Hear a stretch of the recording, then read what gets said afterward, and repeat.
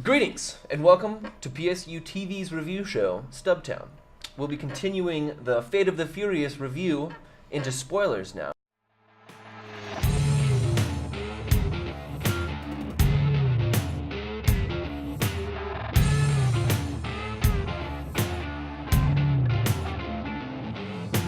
Let's start the spoiler section. I like to start the spoiler section with your favorite part and describe it a little bit. Get into it. Why it was your favorite, or if you even had one. I did. I liked when the woman who had been held hostage the whole time, his ex who had the child, was killed. And no, it doesn't sound as callous. It's the reasoning is slightly less callous than it sounds. I knew it was coming immediately just because I write screenplays and see there's a format, you can't have his current, love interest and that one. They're not going to both make it and the other one's not going to go away, so she's going to be the one that dies. But despite that scene I thought was done very well. Okay. Her dying was kind of rough to watch, and that I wasn't expecting, which I was pleasantly surprised by. Some sudden drama. Yeah. A mix of almost ridiculous action. I feel a tinge of pain, which is not what I was thinking was going to happen. So that was cool. That's cool. What about you? I'd have to say my favorite part, I'm going to say I try to avoid The Rock, anything made with The Rock or by The Rock, just because he's so PG and can take what could have been a good story and turn it into something for kids, which isn't always the best idea. So some evidence of that, where it gets a little ridiculous, is in my favorite scene when they're in the prison. He and Jason Statham, the dude from the Cranked films, there was a prison escape, so all the doors were suddenly opened. And The Rock, not wanting to fight any guards, is chilling. But then when Statham starts to run, suddenly The Rock is given excuse enough to start fighting the guards. And he's just like, he's getting away, guys! And then they're not reacting, so he just starts fighting them. And it's sort of like this PG explanation of doing something that he should have just done. Like, in an action movie, you just get to the action. You don't have to justify it like he did. And so that was my favorite part, is seeing him, for the benefit of the guards, knock out and beat the crap out of the guards. I thought that was ridiculous, and I enjoyed it very much. I think I might know why that was occurring. At least I looked into it a little bit. Yeah. And it looks like Van Diesel and The Rock are having a feud. They have been back and forth, apparently, at each other for some time now, and it's coming to a breaking point. In real life? Yes. Oh. Where they don't like each other and want to work as little together as possible. To the point where I was told that there was a final fight scene between Van Diesel and The Rock that was supposed to be epic and huge that was cut out entirely because of the inability to have that happen. They couldn't work together. And if you think about the movie now in retrospect, seeing that, doesn't it seem like two completely separate stories that were told almost independent of one another? It really did. They didn't want That's to because work together. That's because they weren't able to work together because of a current bitterness and back and forth issues between the two of them. That's so obvious when you know that and when you're watching the film. Holy crap. Yeah. That's an excellent point.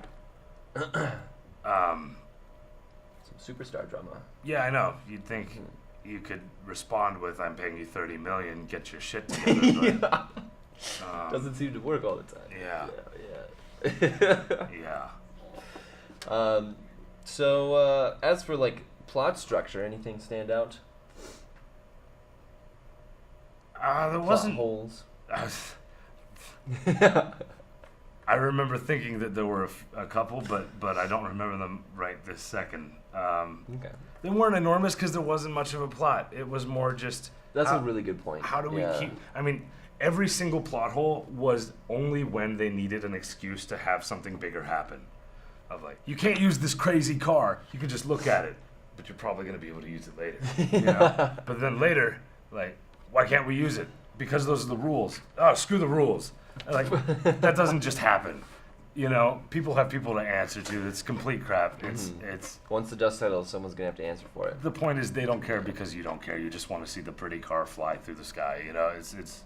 That was actually made super obvious for me. Is that it's like the reason these movies got to make 8 of them is because it's a big car commercial. Cars make lots of money, and honestly, if they didn't make any money in theater, but they just got seen.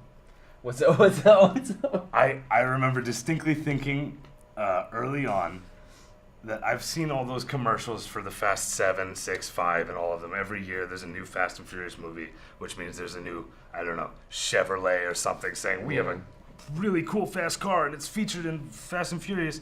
And this movie started with Van Diesel specifically saying, it's not the car, it's the driver. And then driving the crappy car to victory. Yeah. Which I think, my opinion is because I can't imagine people are buying those cars and happy with them because they're all American made. And so I'm betting people are like, those looked so cool in the movie, but they are in real life they found lackluster. out. Yeah. Whoa. That was my guess. So they had to sort of step it back. Like, we don't want to sell Yeah. that well. We want it to look cool, but we want you to know that there's other factors in why it's cool. Yeah. If you're not cool, the car's not cool. So, yeah. Yeah. That's a good observation. All right. Yeah. For the spoiler section, anything else you think to include? Yeah, I thought it was Some more complete nitty-gritty? crap how Van Diesel's whole incident, which is the whole movie, was also used as a secondary. This will also be an excuse for Statham from the previous movie. Because I haven't watched the previous movie, but apparently in the last one, Statham was the bad guy. This one, Van Diesel was. But at the very end, there's like literally like 2 to 3 minutes of explanation of like, oh man, this bad guy that messed me up and framed me also framed you. Glad it's resolved now and we're both good guys again. Some quality writing right there. Like if you didn't do it in the you didn't do it in the last movie, but you didn't bother to actually try and include it in this one up until the last 2 seconds. They're filling plot holes that aren't even in this movie. I want to see. Filling plot holes from other movies. I'd love to see how long the script is. For a 2-hour movie like that, A 2 I hour don't and think 40 that minutes. was 2 hour and 40 200 minutes, but it's all action. Or what is That'd that? be a That'd fun be- script to read, regardless. 120-page script. I don't think it was I that doubt long. Yeah.